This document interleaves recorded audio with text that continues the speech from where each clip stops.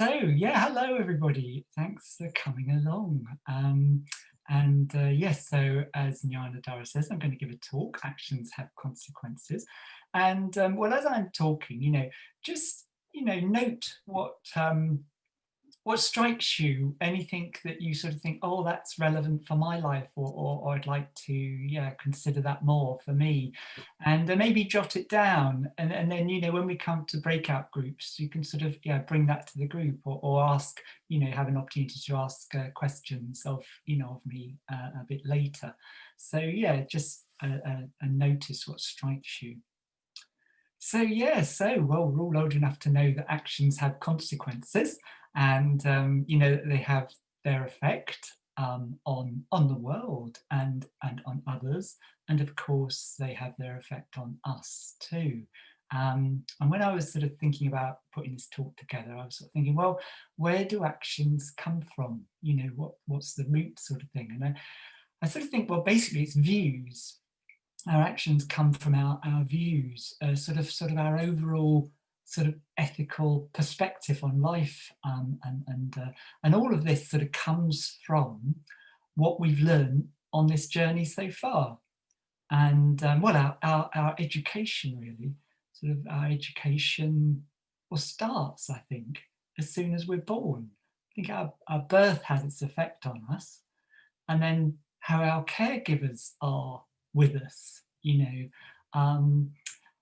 particularly, well, my first memory is when I'm 4, so I don't know quite what happened before then, but I think, how people are with us in those early years sort of goes in through sort of osmosis at quite a deep emotional level.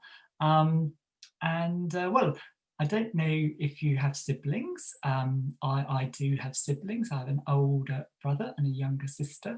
And well, a very different spirit got zapped into them that got zapped into me, because we're quite different.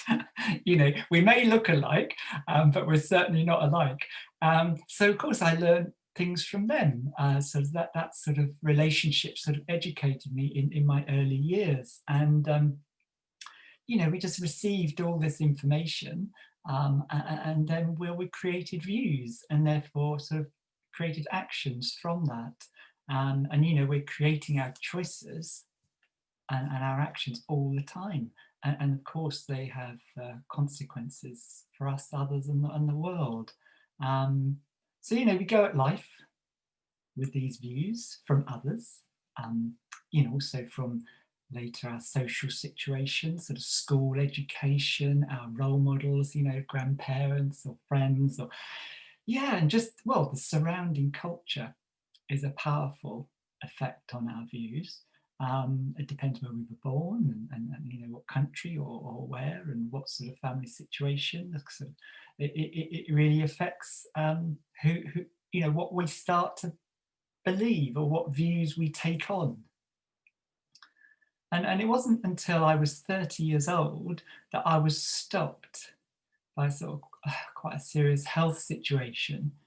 And well, it wasn't until then I woke up to the thoughts that I'd never asked myself, who am I? What are my views? What do I think? What consequences am I having on the world? On others, on me? Don't know where I was. I just never knew that I could ask these questions. Nobody had ever said that I could ask these questions. I think I was just trying to fit in, or do what peer pressure was pushing me to do, or what parents thought I should do, or sort of like just conforming to society in a sense.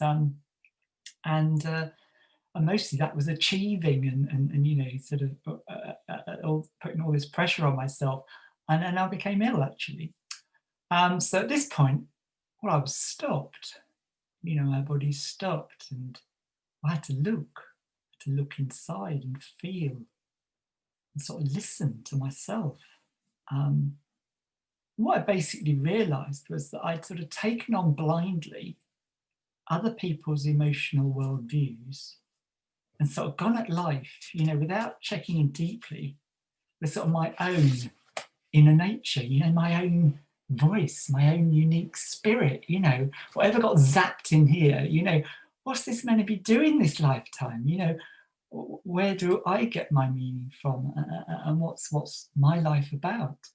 Um, which of course was a blessing to be stopped and have that moment, because I can see some people who I know, a lot older, and well, my dad died last Friday. He was 88. He didn't learn that. He never learned that, even though I tried, but he never learned that.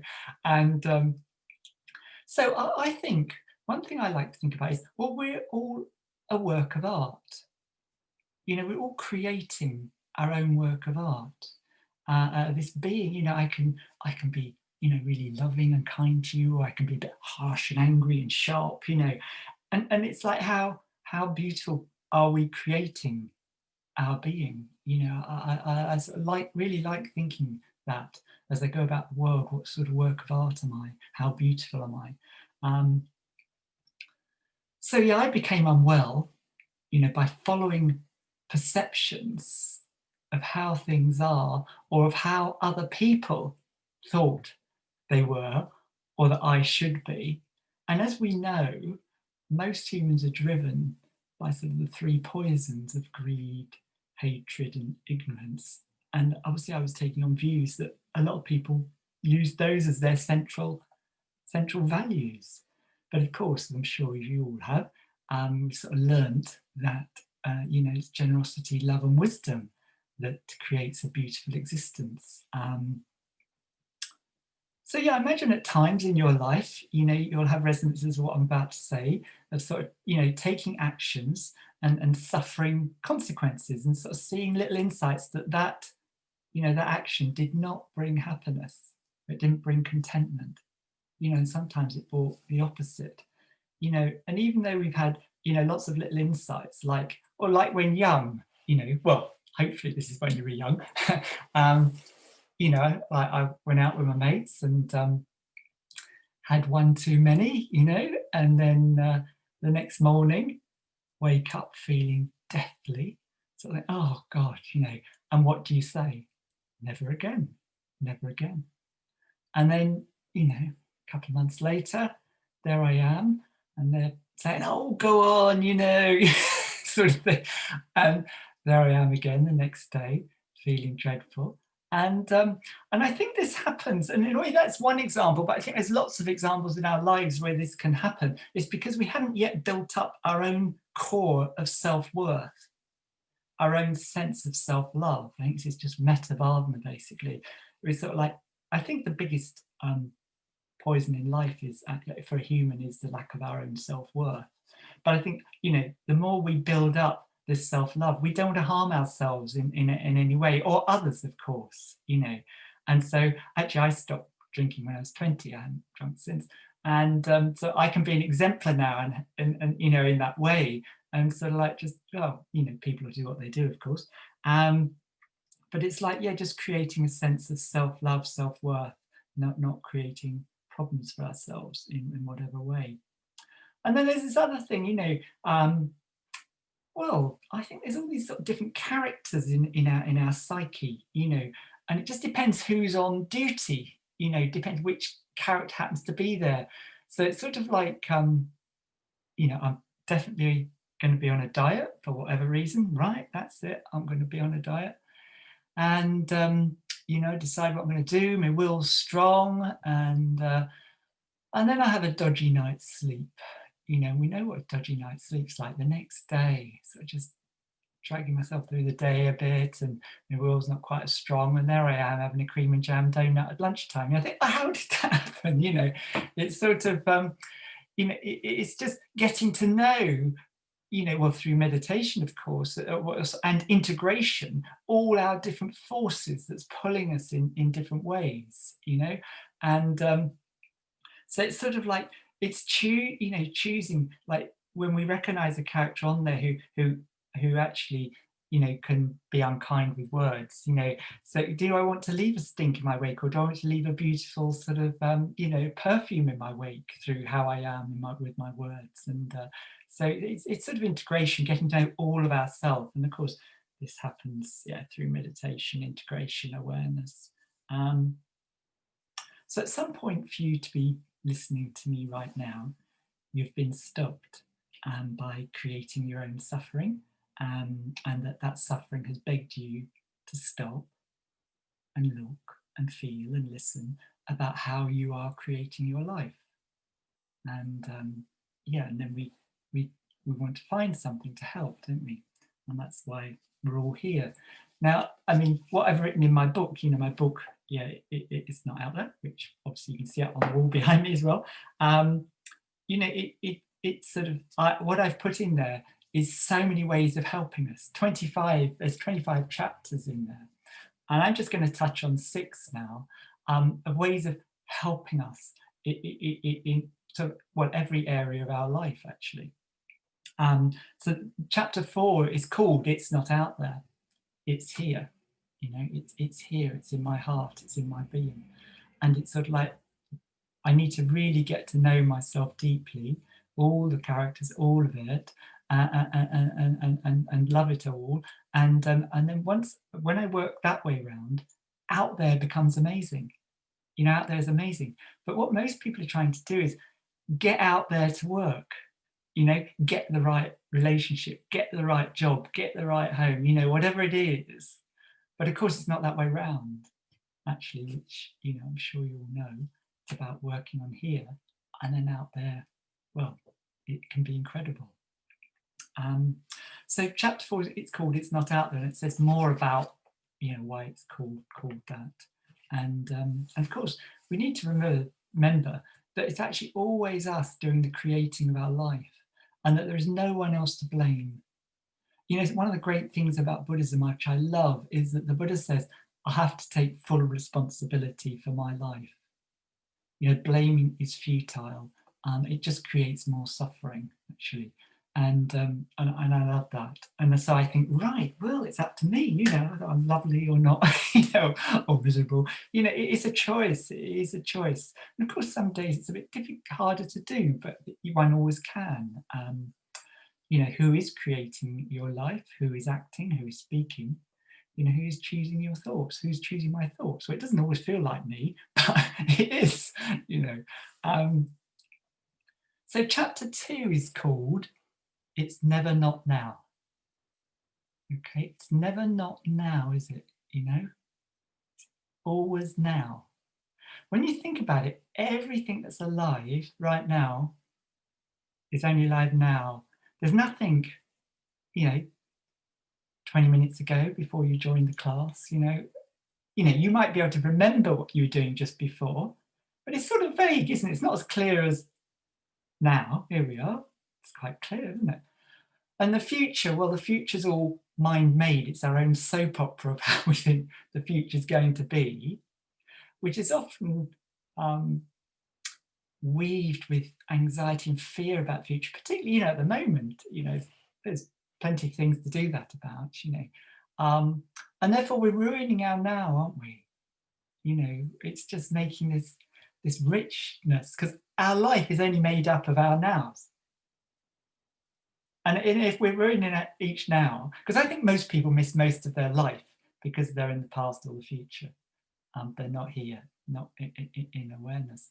And it is just so important to remember that. But it's sort of like the thing about the future of angsting and worrying. I think, well, whatever's happened in your life to this point, however bad, however good, you've coped, haven't you?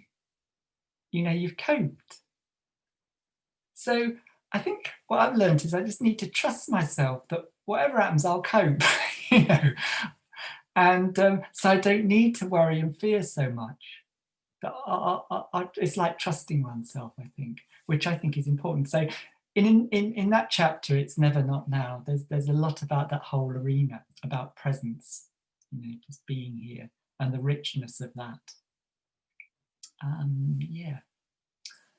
So another thing I want to say is that you are absolutely stuffed full of love. You're stuffed full of it. Where else can it be? Is it up on that shelf, or has somebody else got it? It's just a choice whether you let it live or not, whether I let it live or not. Nobody's got any more or less than anybody else. Like the Buddha says, we've got all the qualities we need. It's just like we're full of kindness, we're full of courage, confidence, patience. It's all there. It's just whether I am patient during this lockdown or whatever it is, and whether I let my kindness flow, or whether I'm just friendly or not. It's a choice. And I love thinking that way. And this chapter's chapter 16, called "Let Your Love Live." Let your love live, and sort of talk a lot more about that whole arena flowing out into the world. And at this point, I want to state the obvious, really, and I hardly ever hear this said in relation to this talk when I've heard this talk given before, this type of talk given before, actions have consequences. And the key thing is, not acting has consequences. Okay, non-actions have consequences. And so in my book, chapter 6 is called "I Can't Change." I can't change. I certainly heard that at the beginning of, actually at the end of March last year, when we all started going online. The amount of people who said to me, "I can't learn Zoom, I can't do that." And of course, lots of people have, and what a wonderful, rich thing it's been for us during this time. But I still know some who haven't. They've stayed in their limited box. I can't do that. But of course we can. The thing is, we are change. We are change, aren't we? We were born, we'll die, we're changing all the time. Bits of my hair are falling off now, It's sort of like, it's just happening. Trying that. And the question really is, how do I want to change? Again, it's like taking the responsibility. How do I want to change? Do I want to learn a new language? Do I want to go and live in another country? If I'm whinging about a job, well, who chose it? Choose something else. It's sort of like, it's just really, no, we are change. And it's so easy to say, I can't change, I can't do that. I never thought I'd be writing a book. I just thought, God, I do not have it. Well, I never thought I'd be starting a Buddhist group. I really didn't. And both are quite a surprise to me. I still can't quite believe there's a book here, actually. But anyway, there is. There's a bit of magic going on somewhere. And so I have changed. I can change. And of course, we grow from change, don't we? We grow from stepping out of our limited box that we think, we'll stay safe because of this. And of course, the thing is about safe. We're never safe. Actually, it's an illusion. We don't know what's happening next. I really don't. We really don't, actually. We really don't. Yeah. You with me? You all right? Okay, lovely. So, chapter 17. Now, quite a lot of people have given me quite a lot of feedback about my book. Got to say, so far, all positive. And but quite a number have mentioned this chapter. They say that this is their favourite, although they can see that it's a bit challenging to fit it, to work within their lives. And this chapter is called "Discipline is Enjoyable." Okay, discipline is enjoyable. And well, you might not often put those words together, but actually they really belong together, which you'll know. You'll definitely know. If you've tried to get a meditation practice going a daily at home on your own, you need a bit of discipline to get it to happen. And of course, I know, if I do it every day, well, my life's more enjoyable. It's definitely gets richer and richer as I drop more love in there, and more awareness, and more love, more awareness. It can't not, can it? But I need discipline to do it. There's lots of areas I touch on in this chapter, but I'm just going to talk about 3 now. And I think they're absolutely fundamental for a good life of any sort. Okay, and I think there are 3 things we don't always look at thoroughly enough. And they're sleep, diet, and exercise. Well, when I became ill, it took 8 years to get well, and I knew I had to look at these fundamental things. And so sleep first, actually when I had this period of time where I wasn't working, I didn't have to worry about a clock, and I just thought, I'll ask this body, when does it like to sleep? Because we've all got different rhythms. But, well, when does this body like to sleep? And it likes going to bed at 9, and it wakes at 4:52, whatever's happening. and it's like clockwork, okay? And I wake as bright as a button. And it's sort of like now, and also having the discipline of building a life that I can do that. And mostly I can, but of course sometimes I can't, but mostly I can. And I function really well. And one other thing that somebody told me years ago, that if I get up within 2 or 3 minutes of waking, I'll be bright for the day. But if you lie in, I'll be boggy. And it's true. So, you know, sometimes I do think, oh, I'll just have an extra half hour and go back. And the next time I wake, my mind is not so clear and my energy is not so bright. But if I get up within 2 or 3 minutes, which I do most days, my energy is bright for the day. And I got really good energy then. So sleep, I think, is so important. I mean, you'll know what it's like. If you don't sleep well or you have had insomnia in life or whatever, it really makes everything else difficult. So I think that gives us bright mind and good emotions, and we can work with lots of things then.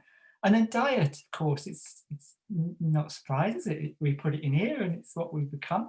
But I think also we don't look at it thoroughly enough, or that's been my experience. So actually, I didn't look at any diet or believe anybody else. I asked this body, what is this body like? How does it do on these things? And I found for me that things like wheat, sugar, dairy, chili, bananas, it's poison to my body. It doesn't function well on them.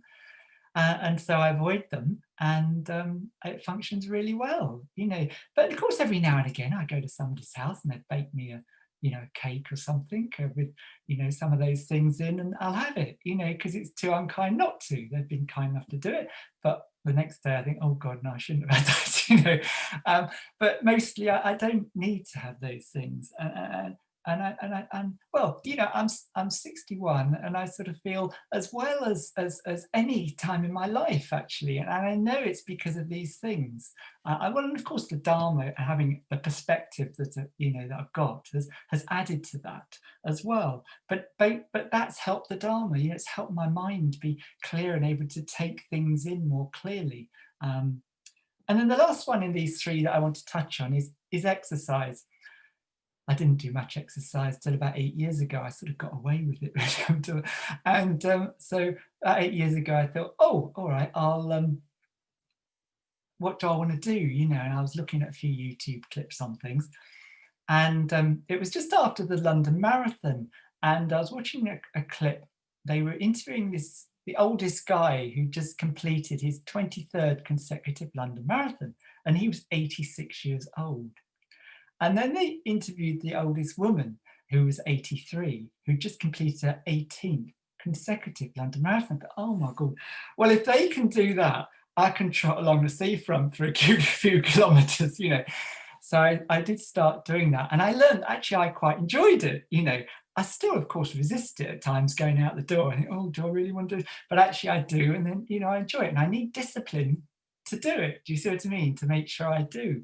And actually, I always feel better. I always feel better afterwards. And now I do 3 runs a week, only about 4 kilometers, something like that. That's plenty to keep my lungs and heart happy. And it's nice to get out. I've got woods one end and the sea the other. It's just nice, get out, nature. Just me. I don't want to have anything in my ear holes either. I don't, it's me and nature. I want to have the experience, not distract myself, if you see what I mean. So yeah, those are the 3 things in that, but there's lots more in that chapter of discipline is enjoyable. So actually, if I have the discipline to do those things with sleep, diet and exercise, life's so good in so many ways, because I know that the other side of the coin. I've lived that for a while. So the last chapter I'm just going to touch on is what we dwell on, we become. What we dwell on, we become. So, what we read, who we mix with, are they helping us become who we want to become? Are we helping them? What movies we watch. I haven't watched a horror movie or, anything bloodthirsty or whatever for years, actually. Actually, I do have one addiction, though, I'll share with you, and that's I'm addicted to romantic movies.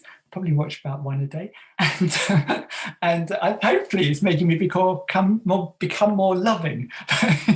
But again, it's like we're choosing everything that's coming in. I don't know how much news you've listened to since all this COVID thing and all this Trump thing. You know, is it helping your life? You know, well, no, I would say. I mean, I decided at the end of March last year how, because I didn't listen to news until then. I hadn't listened to news for years or watched news for years. And then because you find out it anyway, someone tells you something if you need to know it. I don't need all those images going in. So what I do is I thought, oh, I need to know what to do to keep safe for myself and others. So I just ask Siri every morning at breakfast to play the latest BBC News. I get 2.5 minutes of the headlines, and that's it, done. So I know what's what, and that's plenty actually. So it's sort of like, yeah, it's being sensible as well.